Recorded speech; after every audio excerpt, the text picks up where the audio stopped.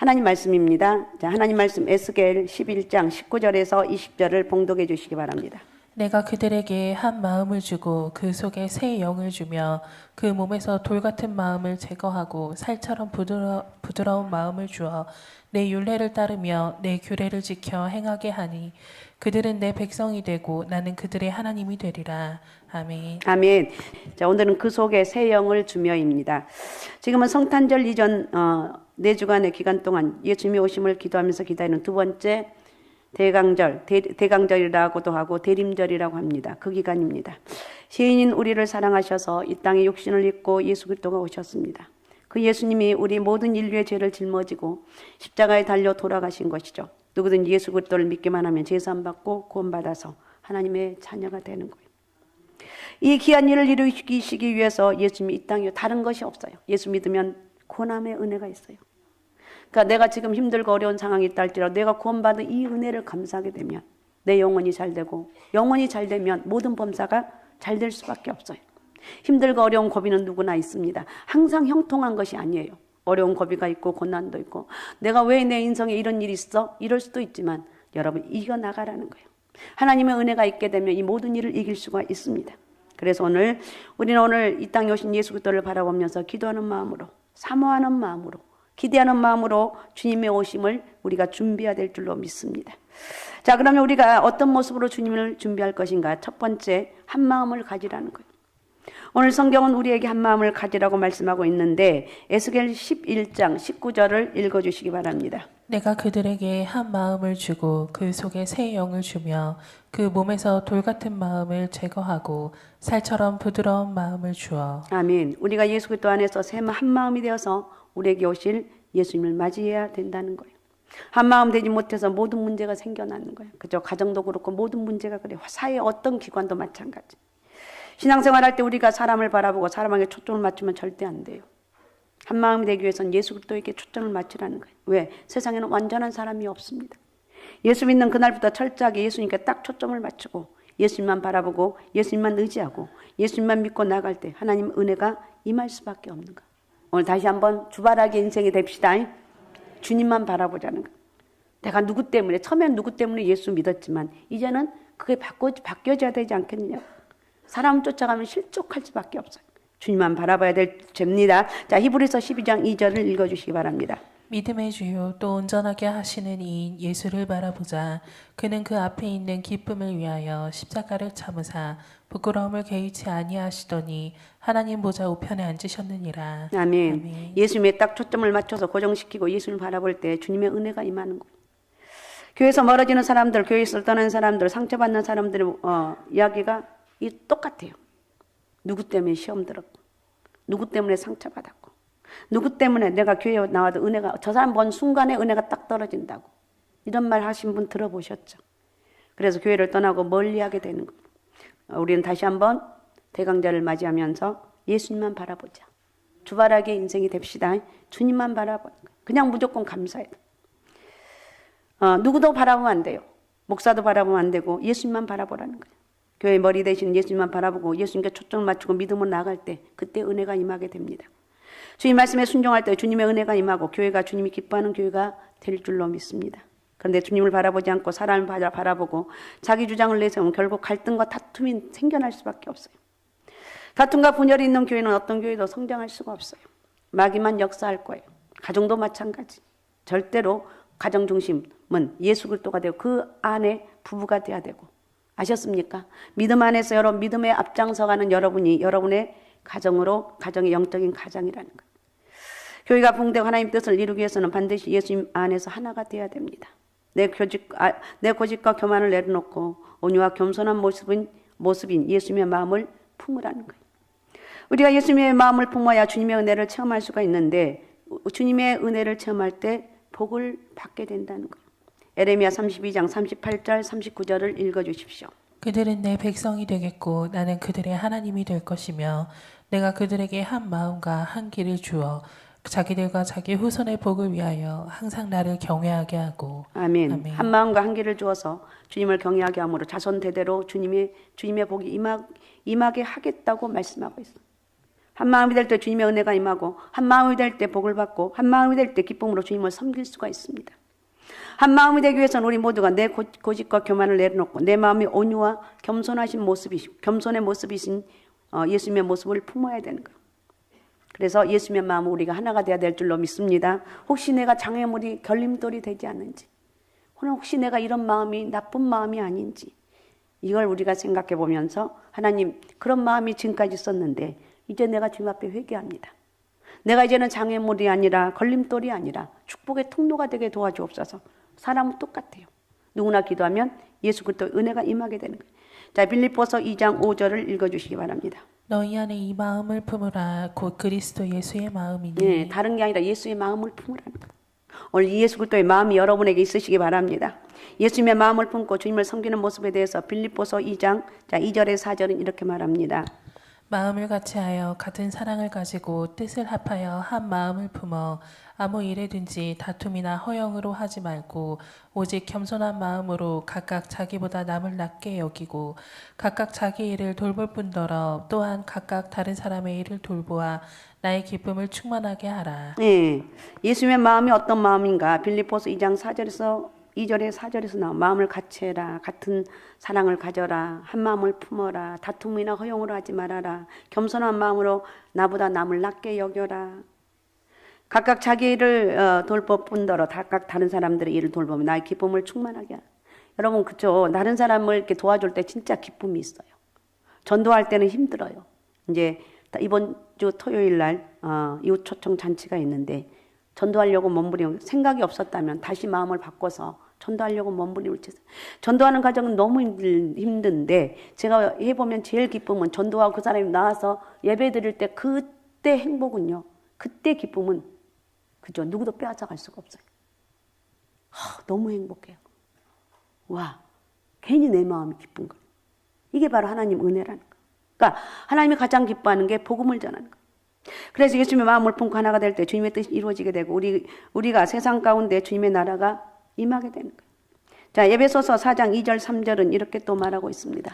모든 겸손과 온유로 하고 오래 참음으로 사랑 가운데서 서로 용납하고 평안에 매는 줄로 성령이 하나 되게 하신 것을 힘써 지키라. 예, 성령이 하나 되게 하신 것을 힘써 지키라고 그랬어요. 하나님 은혜를 주옵소서. 성령의 역사를 허락해 주옵소서 기도하는 거예요. 그 다음에 두 번째 새 영을 받으라는데 한 마음이 돼서 둘째로 우리는 새 영을 받아야 되는데 성령 충만함을 받으라는 것입니다. 19절 다시 한번 읽어주시기 바랍니다. 내가 그들에게 한 마음을 주고 그 속에 새 영을 주며 그 몸에서 돌 같은 마음을 제거하고 살처럼 부드러운 마음을 주어. 예, 새 영을 주며 그랬어요. 예수 하나님께서 우리가 예수님 믿게 될 때 예수님 믿을 때 우리 마음에 새 영을 부어 주셔요. 이 새 영이라고 하는 말은 히브리어로 루하우라하고 헬라어로 퓨노마라고 하는데 영이라는 뜻도 있고 숨, 호흡, 바람과 이런 의미도 있습니다. 태초에 하나님께서 인류를 창조하실 때 아담을 흙으로 빚으시고 이 흙으로 빚으신 아담의 코에 하나님의 숨, 영을 불어넣어 주셨어요. 그래서 생명을 얻고 살아가는 움직이는 사람이 되었습니다. 그런데 그래서 영이 그 안에 들어올 때 살아 움직이는 생명체가 되어서 사람이 모든 동물과 구별돼요. 사람에게는 영이 있고 짐승에게는 혼만 있을 뿐이에요. 짐승이 죽으면 끝나는 것이지만 사람은 죽으면 그 영이 천국을 가든지 지옥 가든지 둘 중에 하나예요. 예수 믿지 않는 사람은 죽어서 그 영 갖고 지옥을 가고 예수 믿는 사람은 살아있는 영을 갖고 천국에 가게 된다는 거예요. 그런데 인류의 조상 아담과 하와가 죄를 짓는 순간 그 살아있는 영이 죽게 된 거예요. 하나님과 관계가 단절되면서 하나님의 숨이 끊어졌어요. 그래서 살아있으나 죽은 자와 같아요. 하나님을 알지 못해요. 영이 죽었으니까 혼을 따라 사는 인간이 되었습니다. 죄짓고 불의하고 방탕하고 얼마나 지금 타락한 삶을 살고 있는지 모릅니다. 창조의 역사가 창조의 역사가 영이 혼을 다스리고 혼이 육을 다스리게 되어 있는데 영이 죽으니까 이 혼이 육신이 이끄는 대로 죄와 쾌락을 따라 살아가게 한 거예요. 그런데 우리가 예수 믿을 때 하나님께서 우리에게 다시 새 영을 불어넣어 주셔서 죽은 영이 살아나게 되는 거예요. 그래서 예수 믿는 것을 가리켜 다시 태어난다, 거듭난다, 본 어게인이라고 합니다. 우리에게 다시 부어주신 그 영이 바로 성령이라는 거예요. 오늘 여러분 다 성령 충만함을 받으시기 바랍니다. 다 받으시기 바랍니다. 나 과거에 받았어요. 아니에요. 늘 받아야 돼요. 성령을 우리에게 부어주심으로 티끌과 먼지 같았던 우리가 살아있는 생명체, 하나님이 존귀하게 여기는 하나님의 자녀가 된 것입니다. 하나님께서 말씀하셨습니다. 내가 죽은 너희를 살릴 것이다. 두려워하지 말고 낙심하지 말아라. 내가 새 영을 너희에게 주겠다. 우리가 예수 믿고 새 영을 하나님께로부터 선물 받을 때 구원받게 되고 영으로 죽었던 영혼이 다시 살아나 변화의 인생이 되는 거예요. 이제 변화받고 새 사람 되었으니까 새 사람답게 살아야 되는 거예요. 육신이 있는 동안에 끊임없이 죄가 우리를 육신의 쾌락으로 이끌어가지만 성령의 충만을 받아서 물리치고 주님이 기뻐하신 주님이 우리를 통해서 영광 받으실 그런 모습으로 변화되어 가면서 살아가는 우리가 되어야 될 줄로 믿습니다. 성령을 받기 전에 예수님의 제자들은 어떻습니까? 예수님 십자가에 달리시자마자 모두는 모두 두려움에 빠져 숨어 문을 잠그고 벌벌 떨고 있었습니다.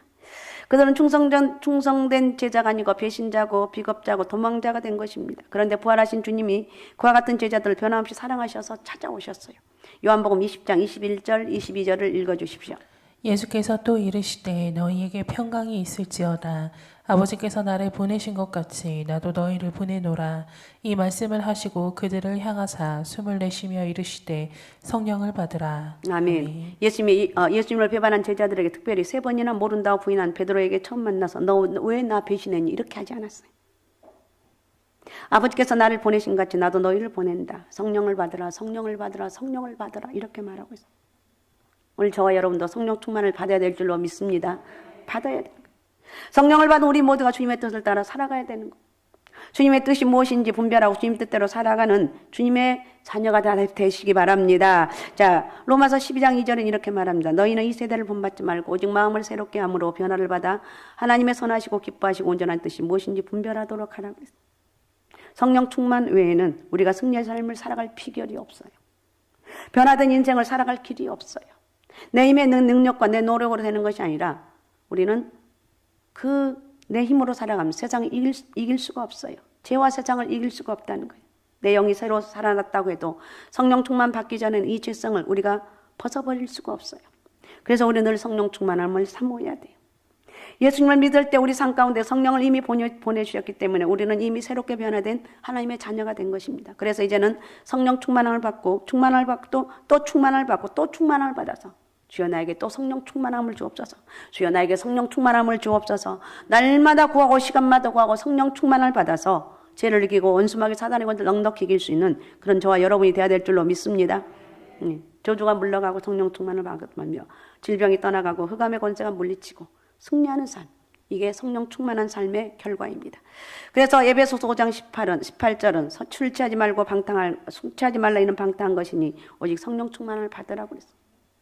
성령 충만을 받으라는 건 또 받고 또 받고 또 받으라는 받고 또 받으라는 예외가 없어요. 모두가 성령으로 충만하지 않으면 충만하지 않는 그 순간 마귀의 공격이 마귀의 유혹이 우리를 물고 뜯게 되는 거예요. 술 취하지 말라는 이 술 취하지 말라는 이 술은 세상을 말합니다. 여러분 진짜 술에 취해서도 안 되지만 세상에 취해서도 안 돼요.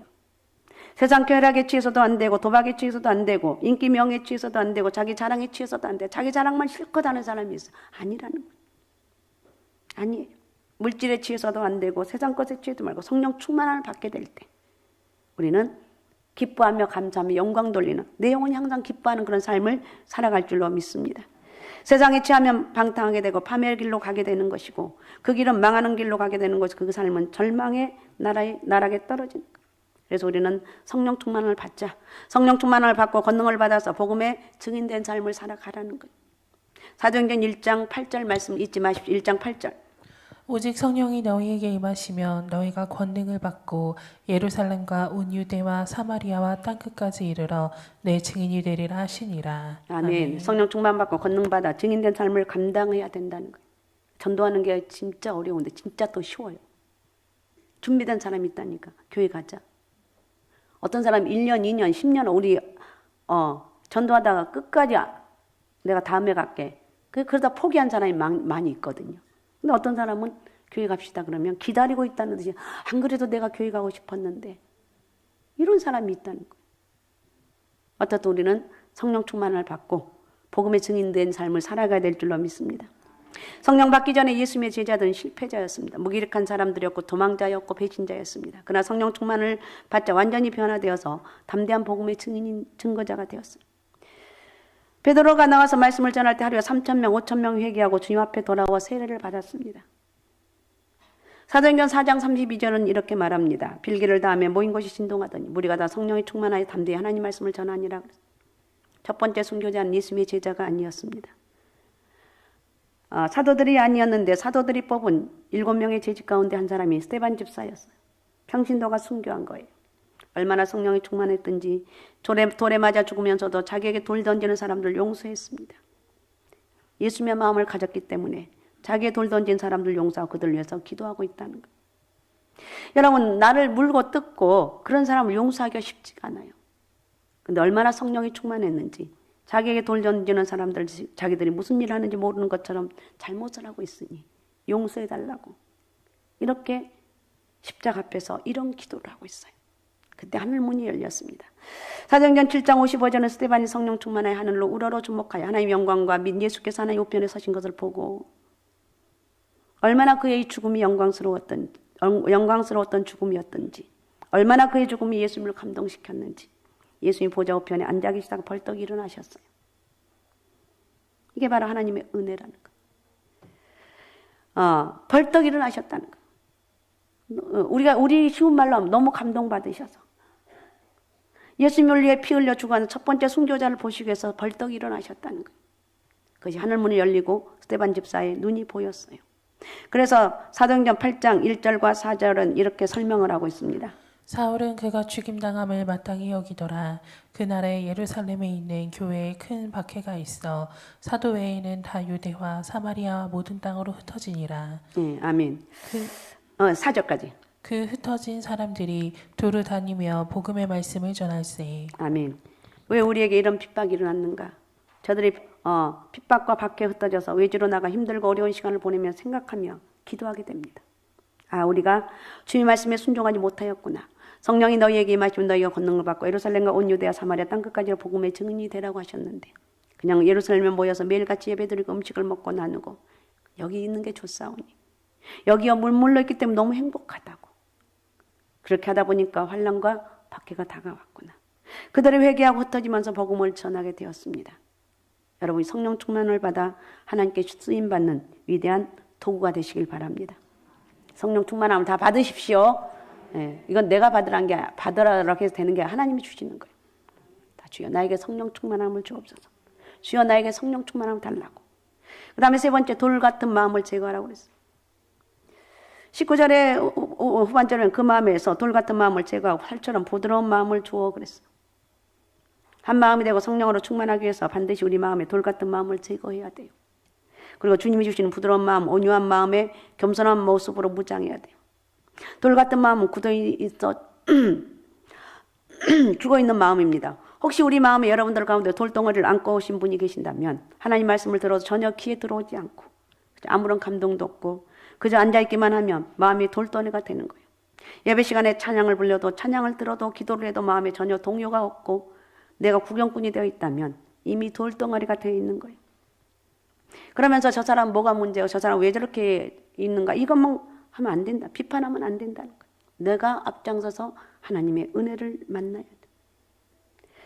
하나님 앞에서 이스라엘 백성이 그렇게 해서 망한 거예요. 범죄하고 또 범죄하고 또 범죄했습니다. 선지자를 보내서 그렇게 회개하라고 했지만 마음이 완악하고 단단하고 돌덩어리처럼 굳어져서 교만해서 하나님 말씀에 귓등으로도 듣지 않았어요. 죄짓고 방탕하고 완전히 멸망을 받아서 나라가 사라져 버렸어. AD 70년 로마 지도 장군에 의해서 이스라엘 나라가 완전히 사라져 버렸어요. 그 이전에 이미 주전 586년에 바벨론에 의해서 나라가 완전히 멸망을 당하고 포로가 되었습니다. 스가랴 7장 11절 12절을 읽어주시기 바랍니다. 그들이 듣기를 싫어하여 등을 돌리며 듣지 아니하려고 귀를 막으며 그 마음을 금강석 같게 하여 율법과 만군의 여호와가 그의 영으로 옛 선지자들을 통하여 전한 말을 듣지 아니하므로 큰 진노가 만군의 여호와께로부터 나왔도다. 아멘. 어떻게 보면 2500년 동안 그저 세계 떠돌이 신세가 됐던 이스라엘 백성이 그제가 돌 같은 마음 얼마나 마음이 돌덩어리 같이 단단하게 되어졌는지를 금강석은 다이아몬드를 말합니다. 이 돌덩어리들을 우리는 제거해야 되겠죠. 주님 말씀을 무조건 아멘으로 받는 저와 여러분이 되어야 될 줄로 믿습니다. 주님의 돌덩어리는 절대로 주님 앞에 문제를 해결받을 수가 없어요. 주님의 세미한 음성을 들을 수가 없어요. 문제와 어려움이 다가오면 늘 넘어지고 시험에 들 수밖에 없습니다. 예수님께서 이 돌박 같은 마음을 지적하셨어요. 어떻든 마태복음에 보면 13장 20절 21절에 돌밭에 뿌리 뿌렸다는 말씀을 듣고 즉시 기쁨을 받되 그 속에 뿌리가 없어 잠시 견디다가 말씀을 말미암아 환난이나 박해가 일어날 때는 넘어진다고 그랬어요. 그래서 돌덩어리를 제거해야 돼요. 원망과 불평, 불신으로 죽어있는 마음, 깊은 상처로 죽어있는 마음, 미움과 분노로 죽어있는 마음, 온갖 부정적인 생각으로 죽어있는 돌덩어리를 다 제거해야 돼요. 이것이 사라지지 않으면 온전히 주님 앞에 쓰임받을 수가 없습니다. 교만과 교지, 불순종의 돌덩어리들을 다 제거하십시다. 그건 기도로 제거하는 주여 주님께서 마음을 같이하여 주옵소서. 말씀이 포크레인으로 마음을 갈아 주옵소서. 우리 마음속에 있는 돌덩어리를 제거해 주시고 이 돌덩어리를 깨부셔서 우리 마음에 부드러운 마음을 주시고 변화되게 하옵소서. 주님의 뜻대로 살아가게 도와주옵소서. 기도하는 것.